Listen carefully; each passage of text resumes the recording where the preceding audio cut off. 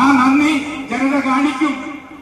തീർച്ചയായും UDF-ന്റെ വീട്ടിലും അതുപോലെ BJP-ക്കാരുടെ വീടുകളിലും 3600 രൂപ വാങ്ങിയിട്ട് 60 വയസ്സിന് വരെയുള്ള അപ്പൂപ്പന്മാരും അമ്മൂമ്മമാരും വാങ്ങി ഞങ്ങളുടെ സർക്കാരാണ്, ഈ സർക്കാരിനെ ഞങ്ങൾ നിലനിർത്തുമെന്ന് പറഞ്ഞുകൊണ്ടുള്ള പ്രവർത്തനം മുന്നോട്ട് പോകുന്നത്. അത് മാത്രമാണോ?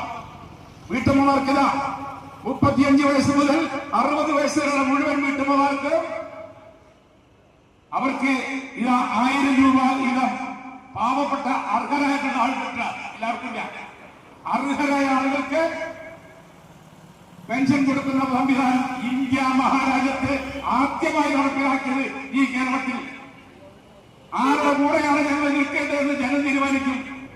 അതുമാത്രമല്ല, അംഗൻവാടിക്കാർക്ക്, ആശമാർക്ക്, പാചകത്തൊഴിലാളികൾക്ക്, എന്തിനെന്ന് പറയുന്നത് ഉദ്യോഗാർത്ഥികളായിട്ടുള്ള വിദ്യാർത്ഥികൾക്കടക്കം 1000 രൂപ വീതം കൊടുത്തുകൊണ്ട് സഹായ പ്രവർത്തനം നടത്തിക്കൊണ്ടിരുന്ന അടിസ്ഥാന ജനവിഭാഗത്തിന്റെ കൈകളിലേക്കാണ് സഹായം കൊടുക്കുന്നത്.